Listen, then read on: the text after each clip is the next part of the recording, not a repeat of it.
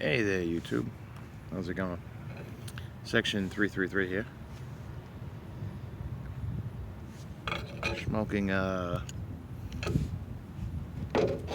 cob.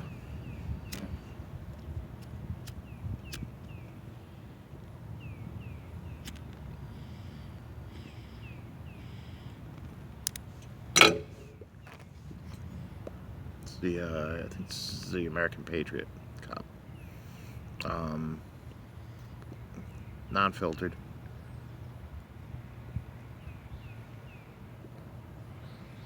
And what are we smoking today? Drew Estate's Heirloom Cherry. This is actually a great blend. It's Williamsburg blend. Nice picture of the Brooklyn Bridge on here. Made in the European Union by the Scandinavian Tobacco Group for Drew Estates and imported by Lane Limited in Tucker, Georgia. And it's a wonderful state, Georgia. If you've never ever get the chance to get down there, I highly recommend getting down there. Beautiful state, beautiful cities, Savannah, Smyrna, some other towns too. Atlanta's great, you know. Atlanta's all right. But yeah, Savannah and yeah, very nice country. Denmark's also nice. So it's Drew Estate. If you're not familiar with Drew Estate, Jonathan Drew is the owner of Drew Estate Tobacco. They cigar makers primarily. They're known for infusing flavors into their tobaccos. So, and that's what their signature is. Although their uninfused cigars are fantastic. You know, the Liga Privada Flying Pigs, the Liga Privada number 9, the T52. Liga Privada is a fantastic cigar, and they make some other, you know, the Naturals are very good cigars too. So they do make some great quality cigars, but they originally made it in the scene with their flavored tobaccos. It's a nice presentation on this. You know, Jonathan Drew does not play around. He is going to use quality tobaccos. He's going to use the finest casings he can get. You know, that's just the kind of person he is.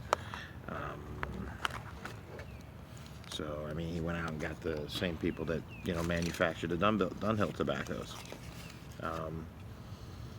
You get a very sour cherry rum tin note here. And the rum note is also sour cherry as well. You can see a lot of bright red and blonde Virginias in here. Light colored Virginias, red Virginias. Few darks. I mean, beautiful cut too. Very reminiscent of Dunhill's ribbon cut. So, very nice. I've had a couple other blends by them. I've had the meat pie, which is absolutely fantastic.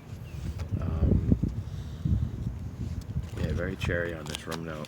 So, like I said, I'm trying these more aromatics. I've also had the Gatsby Luxury Flake by them, which is really just a straight Virginia. And it's very nice, very nice, the Luxury Flake. And that's got no casing on it. Quiet. As well as the meat pie. There's no casings on that either. I do have tins of all the other blends. Grand Central, 7th Avenue Blonde, or something like that. And Harvest on the Hudson. I've tried Harvest on the Hudson. It's the only other aromatic by them I've tried at this point, though. Harvest on the Hudson, good tobacco. This is weird. I shouldn't say weird. It's a different cherry blend. It's not like it's not like pardon me. Like Cold Blood Red Moon or CAO Cherry Bomb or even Hobbit's Weed. This cherry blend is very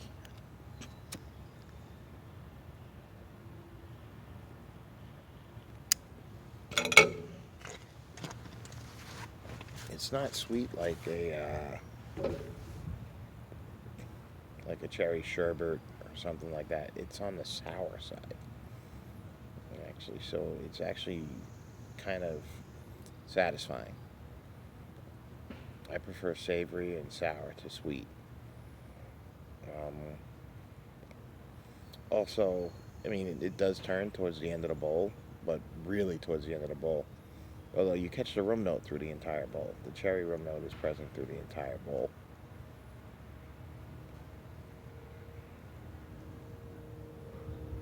The cherry flavor, you might lose it the last quarter of the bowl. I feel like you're losing it the last. It turns like the last quarter, but because they use really nice Virginias in it, and I'm not a huge Virginia fan too. Lataki is that's my stuff. Um, because they use good Virginias though, it's a nice quality tobacco, and you don't mind that it loses the cherry flavor towards the end of the bowl.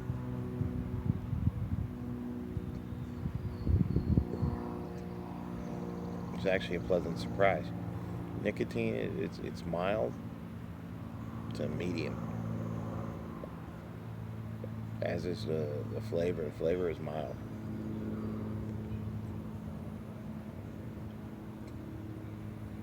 Rum note, definitely that sour cherry. It's a very pleasing rum note. My wife does not mind this. Her favorite is when I smoke hobbit's weed. She's even said you can smoke hobbit's weed in the house. She really likes the smell of that. It's weird. Sometimes I'll catch her like a hobbit's weed doesn't come in tins. It comes in. You buy it from Tewksbury. You get it in plastic bags. So then I decant it into a jar. Sometimes I see the wife sniffing the jar because it is a very pleasant smelling aroma. Um, and like I've said in the past with aromatics, if you use a good tobacco before you case it, it's much better than taking a poor quality tobacco, casing it, burning off the casing, and then you just get an ash taste in your mouth, and that's not pleasant at all. It's almost like smoking a cigarette then. This is more of, you get that hay and sweetness from the Virginias after you burn off the casing. And it's not heavily cased either. I can see if you were a fan of aromatics, you may not like this tobacco, in all honesty.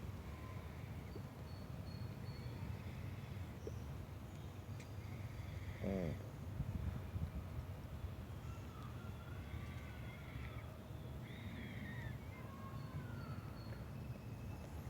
But it doesn't bite. A lot of aromatics will bite. This does not bite, does it? And it burns hot, but it doesn't bite. It comes a little moist, so you gotta let it dry out a little bit. So I gave mine about 2 weeks to dry out some, and then it was perfect.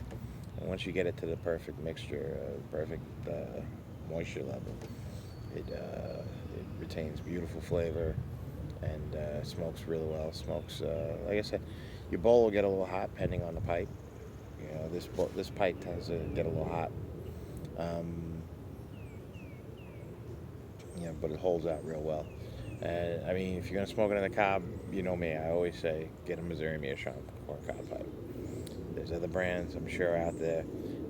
Try to stay away from the drugstore brands. These are almost the same price. They're like $1 more than the drugstore brands.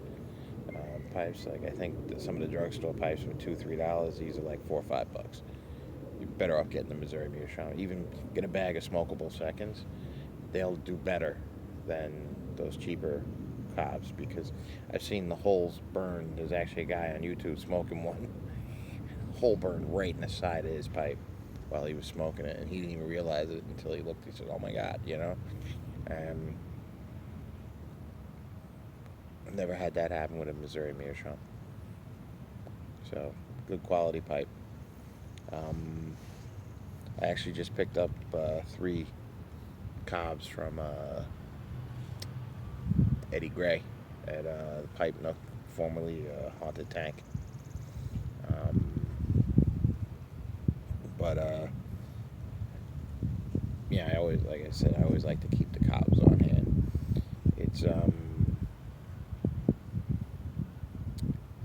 It's not a bad tobacco. This though, this is pretty good. Um, if I had to rate it on a scale of 1 to 10, I'm not going to give it a 10, obviously. Um, I would say, yeah, I think I have to have like a different scale for aromatics. If I was going to rate it with as a scale of 1 to 10 with aromatics, I would put this at about a 7 to 7.5 tops. But it is a very nice aromatic because it's a nice tobacco to start with. You know, that's about it. You know, as far as that goes, it's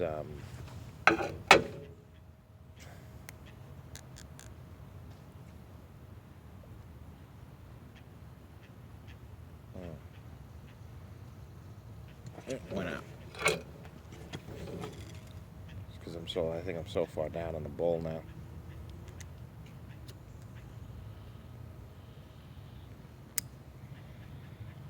But yeah, even the end of the bowl is good.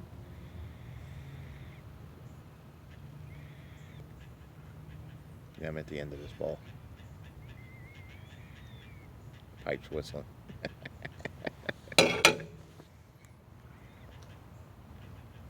This is good. It's not Dunhill Nightcap, don't get me wrong. You know, only Dunhill Nightcap is Dunhill Nightcap.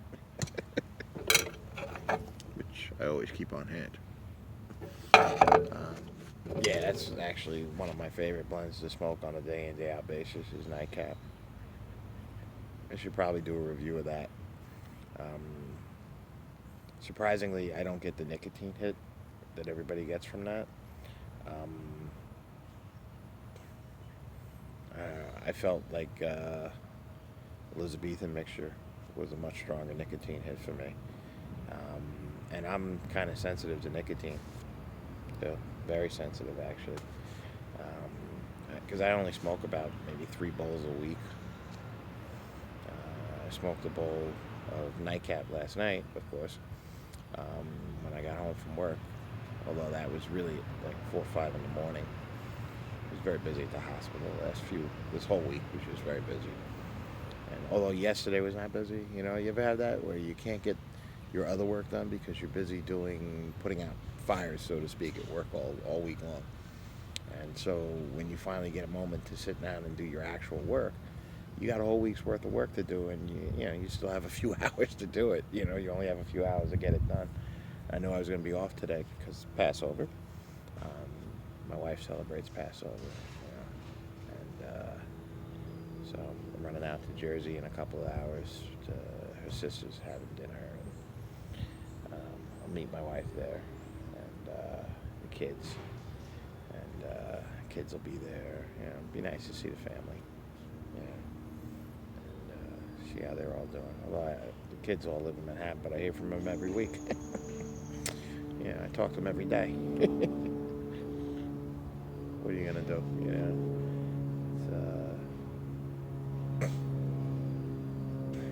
You know, it's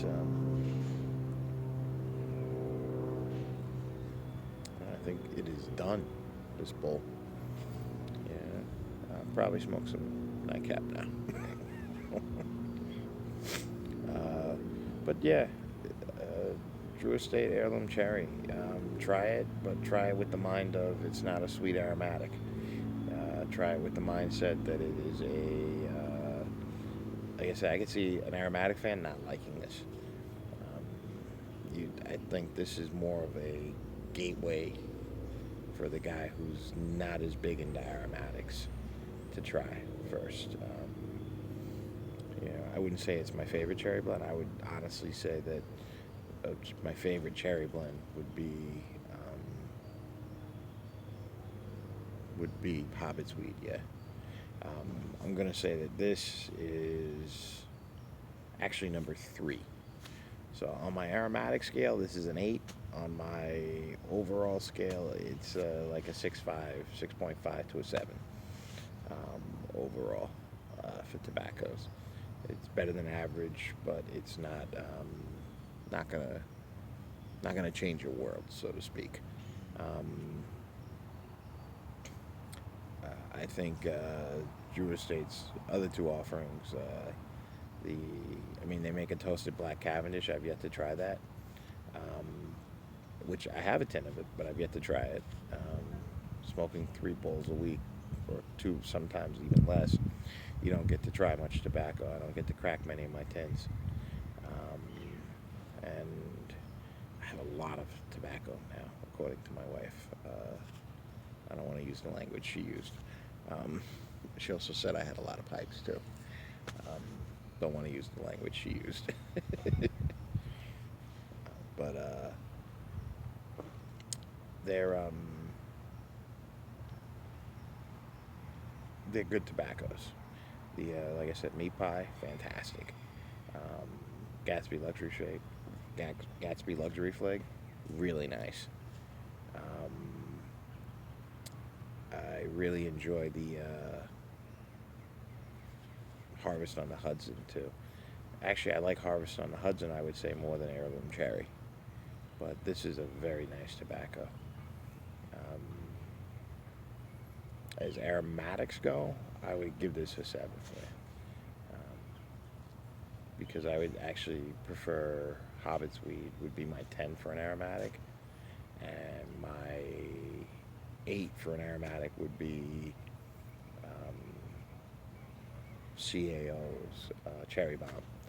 My 9 for an aromatic would be Drew Estate's Harvest on the Hudson. And the one thing I really like about Drew Estate's and CAO aromatics is that as they turn, there's good tobacco at the base, so there's good flavor still in there. There are blends, pardon me, McBaron makes some good aromatics as well, but European style aromatics are different. I think if you don't like the heavily cased aromatics, the European styles, and to me this is the European style aromatic. They have the hint of the flavors. They try not to overwhelm you. If anyone else has picked up that on aromatics, let me know. So listen, have an awesome weekend, everybody, and try to get outside, get some sun. It is good for your body. The vitamin D, or really vitamin D is actually not a vitamin, it's actually a hormone. Look it up if you don't believe me. And but yeah, try to get out this weekend if you can, if it's nice out by where you are. I'm going to be doing more videos throughout the summer months, and I got some trips planned, things like that. Day trips, out of the house for a day, that type of thing. So we'll be in some of the parks in the area, things like that, and I'll do some, reviews while I'm out there in the field. If any of you guys like falconry, I have a good friend that he's into falconry, so he said we can come videotape him and his bird, and we'll smoke a pipe. He'll probably smoke a cigar. I'll smoke a pipe and watch the birds fly. He's a good guy. Yeah, this is like I said, like, comment, share, subscribe. And like I said, I hope everybody really has a nice weekend. God bless you, all right? And stay out of trouble. All right, thank you.